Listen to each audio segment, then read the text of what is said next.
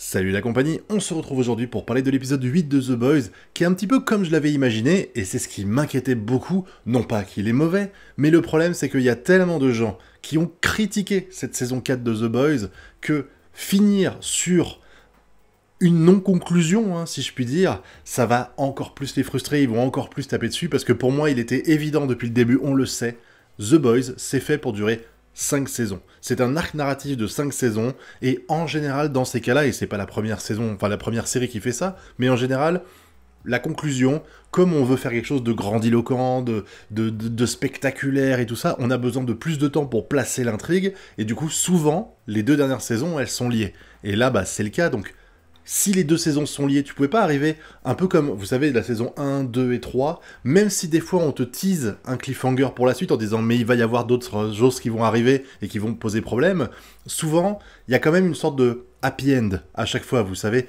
dans la saison 2, on a Stormfront qui se fait défoncer, Butcher il récupère Ryan, etc. Il y a du positif, même dans la saison 3, et là en fait il y a rien de positif parce que le protecteur, il a mis, ça y est, c'est bon, il a la main mise sur les États-Unis d'Amérique. C'est ça, c'est à lui. Les États-Unis, c'est son jouet maintenant. Sans compter que tous les boys quasiment se font arrêter. Non, vraiment, tu sens que c'est la merde. Et il n'y a pas eu ce qu'il y avait d'habitude, vous savez, genre un énorme combat de fou dans lequel, on est là, on fait waouh, c'était incroyable. Même dans la saison précédente, j'avais beaucoup aimé le double combat qu'il y avait entre Maeve, protecteur, et de l'autre côté, Stormfront, enfin pas Stormfront, Stella, Soldier Boy, et puis tous les autres qui participaient. C'était vraiment chouette, ce genre de choses. Et là, le seul véritable combat qu'on a, en fait, c'est Stella versus le métamorphe en Stella.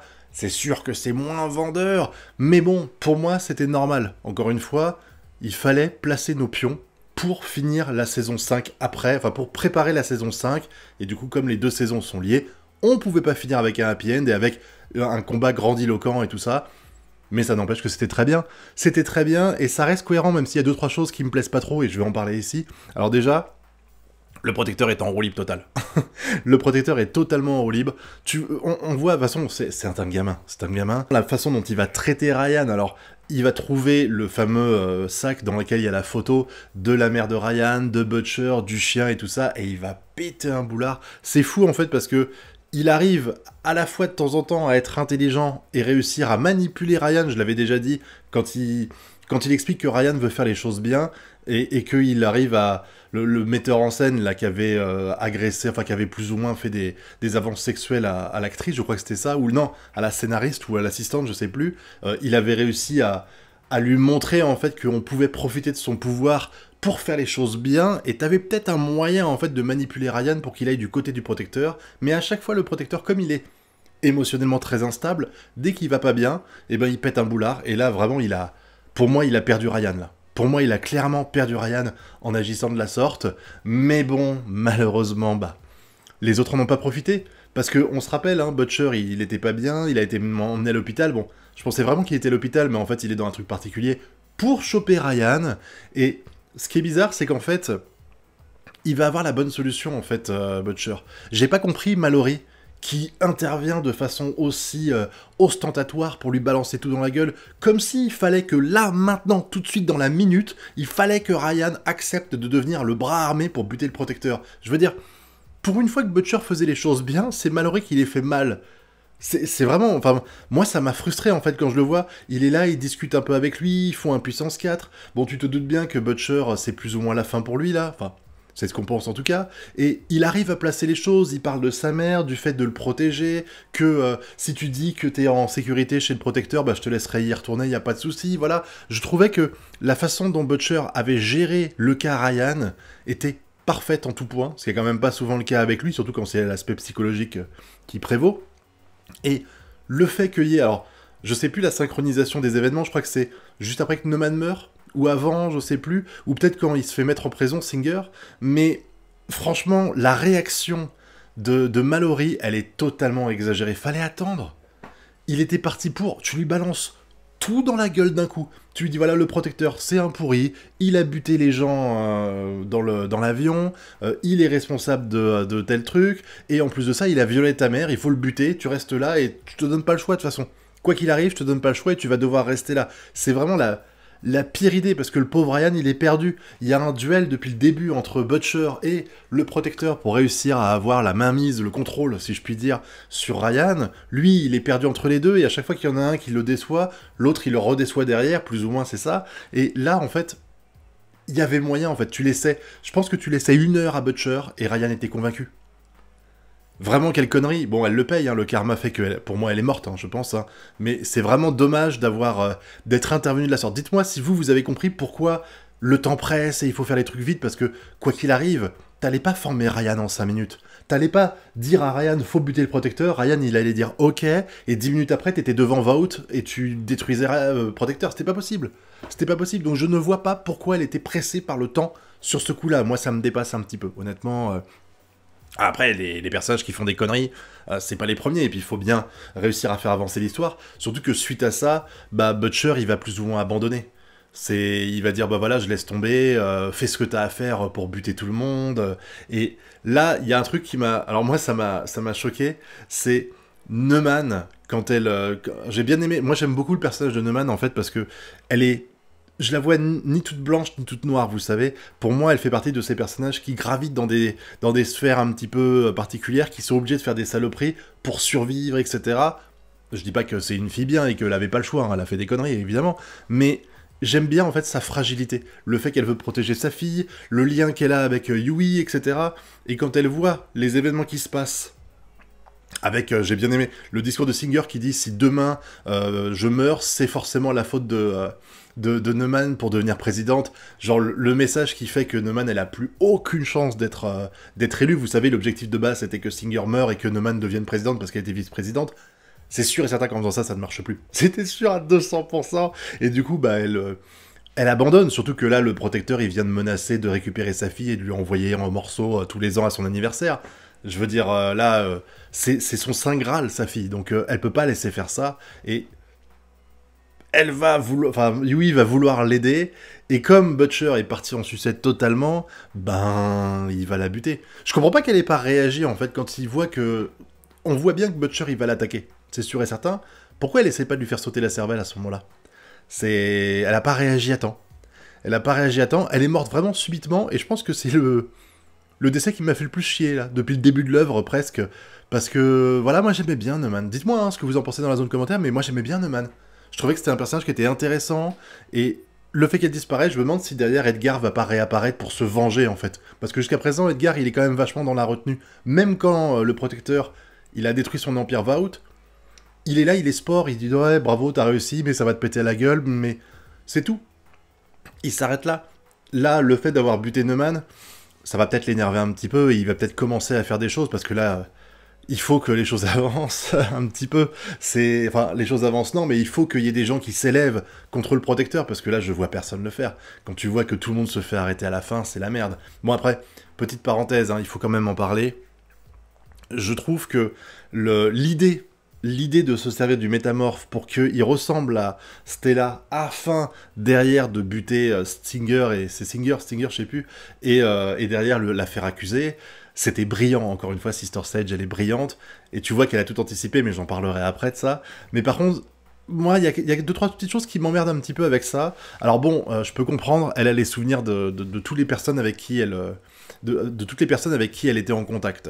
Et j'avais dit justement que quand elle couchait avec Yui, elle devait être capable, enfin Yui aurait dû être capable de comprendre que c'était pas elle, justement parce qu'elle fonctionne pas de la même façon. Et le fait qu'ils expliquent qu'elle ait les souvenirs des gens qu'elle touche, ça permettait de balayer un petit peu ce que j'ai dit. Sauf que si c'était vrai, dans ces cas-là, elle aurait ses réactions aussi, elle saurait qu'à chaque fois elle cherche ses clés 1 milliard de temps avant de les trouver, elle saurait qu'elle grelotte en permanence, elle dirait pas c'est une fournaise. Donc oui, elle peut se faire avoir par des détails comme ça, mais je me dis que par exemple, un acte sexuel, ça se fait de façon tellement différente d'une personne à l'autre, que même si elle a les souvenirs de ce que Stella aime faire, ou de ce que Stella fait en général, elle va plutôt être guidée par ses propres pulsions, et que du coup, ben, elle va forcément se trahir. C'est ça que moi, j'arrivais pas trop à comprendre avec Yui, avec le fait que Yui s'en aperçoive pas du tout.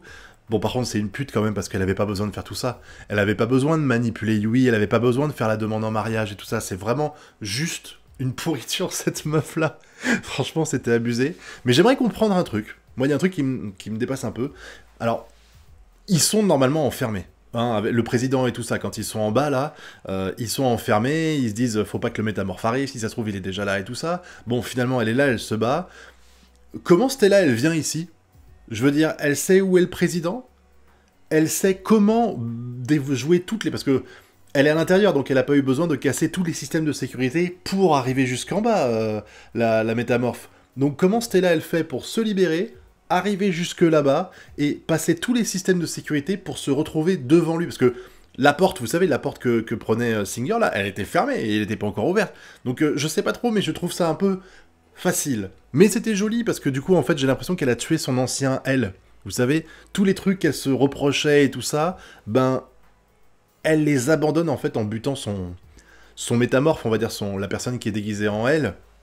Par contre, moi j'ai bien aimé en fait les explications sur cette nana-là, parce que tu te dis qu'après ce qu'elle a vécu, elle est forcément dérangée. J'aime bien quand tu crées de la cohérence sur les personnages. Et le fait qu'on nous explique par exemple que la première fois qu'elle a fait métamorphe, c'était à l'âge de 5 ans avec sa maîtresse d'école, que elle s'est vue en train de frapper les élèves et de trouver ça normal, de coucher avec le meilleur ami de son mari et tout ça. Je comprends. Enfin, j'aime bien vraiment ce que je dis, ça crée de la cohérence avec le personnage. Tu comprends pourquoi elle est complètement éclatée. Elle a plus vraiment sa vie à elle, en fait. Elle touche les gens, elle a leurs souvenirs, et surtout les secrets les plus honteux qu'ils ont vécu. Et du coup, en fait, elle se dit, putain, mais l'humanité, elle pue la merde. Et du coup, elle est dans cette situation-là, à se dire, voilà, l'humanité pue du cul, elle doit forcément... On dit souvent qu'on est la somme de tous nos souvenirs. Elle est la somme de tous les souvenirs des gens qu'elle a touchés, ça doit être incroyablement élevé. Du coup, ben, forcément, elle est éclatée. Elle est complètement éclatée. Ça a du sens, et moi, ça me plaît, ça. Bon, par contre, à la fin, hein, le Sister Sage qui débarque avec son petit ballon, je croyais qu'elle allait se foutre de sa gueule, mais en fait, tu vois le protecteur qui est en PLS en se disant, j'ai perdu, et finalement, bah, l'autre, elle arrive, elle dit, on a gagné, bah oui, je savais que vous alliez me faire un coup de pute comme ça. Bon, c'est quand même un peu... Même si je pense pas qu'elle savait exactement ce qui allait se passer, mais elle dit, je savais qu'il y avait des choses que je pouvais pas vous dire parce qu'il fallait qu'il arrive telle façon, que Neumann, elle se fasse défoncer parce qu'il fallait pas qu'elle survive, parce qu'elle était pas manipulable, etc.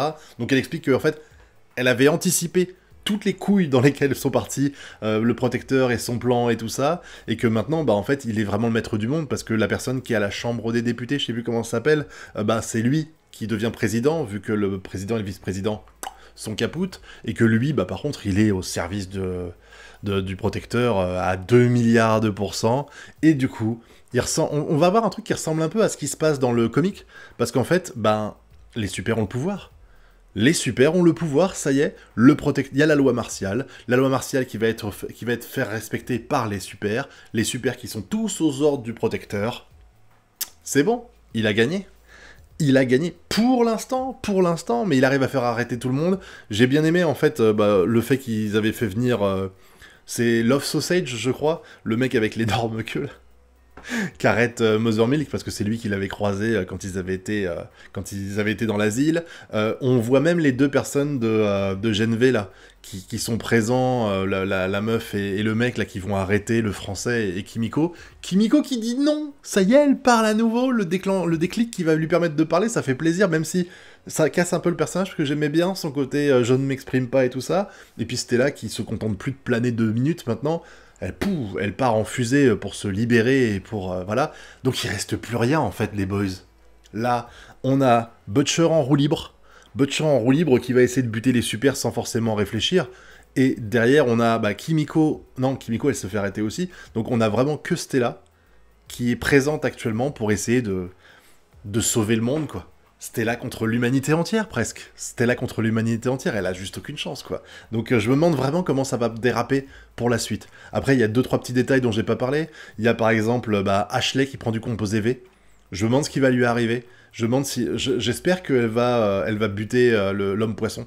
Je trouverais ça cool que ce soit elle qui bute l'homme poisson au final, même si je pense que le composé V adulte, on sait que c'est pas une bonne idée, ça se trouve ça va lui faire... ça va la tuer peut-être, ou ça va la transformer en monstre, on verra bien. Et puis on a le protecteur à la fin qui se retrouve devant son daron, devant Soldier Boy, avec, encore une fois, je vous dis, le nouveau président, tu sens que c'est une lavette, hein. Oui, je vous promets, je vous l'ai dit en premier qu'il était là, je l'ai dit à personne d'autre, gna gna gna. Vraiment, tu sens que le mec, il s'écrase, c'est clair, elle avait raison, c'est Sister Sage.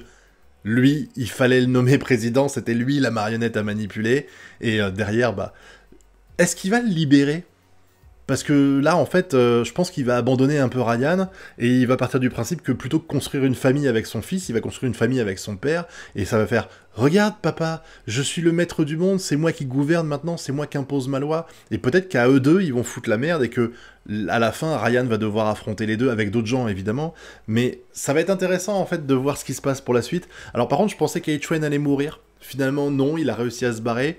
J'espère qu'il va revenir avant la fin, ça me paraît normal qu'on le revoie. Là, ils m'ont fait rigoler quand ils parlent de son film, genre ils ont annulé Vote le film de Vote alors qu'il était quasiment fini, et qu'elle dit que ça coûtait plus, et que Ashley intervient juste 5 secondes pour dire que ça coûtait moins cher de l'annuler que de le sortir. Ça m'a fait marrer. Voilà, mais en tout cas, l'épisode et la saison entière est très frustrante. Non pas parce qu'ils sont mauvais, mais en fait parce qu'on finit avec un goût amer dans la bouche, on se dit il n'y a rien eu de conclusion en fait. Donc c'est hyper frustrant pour les fans de pas avoir la suite de tout ça, mais bon, il va falloir attendre à mon avis au moins 18 bons mois. 18 putains de mois au minimum pour avoir la suite de tout ça. On va faire avec, hein. On va attendre gentiment, mais bon, ça n'empêche que j'ai passé un très bon moment devant cette saison 4, qui est pour moi pas la meilleure, clairement, mais je pense qu'on devra la juger avec la saison 5, les deux combinés. Wait and see, hein. Et n'hésitez pas à me dire ce que vous avez pensé de tout ça dans la zone commentaire, et puis vous connaissez la chanson, le pouce bleu, l'abonnement et le partage, et je compte aussi sur vous pour me dire ce que vous imaginez pour la suite de The Boys. En attendant, je vous dis à très bientôt pour de prochaines vidéos. Tchuss!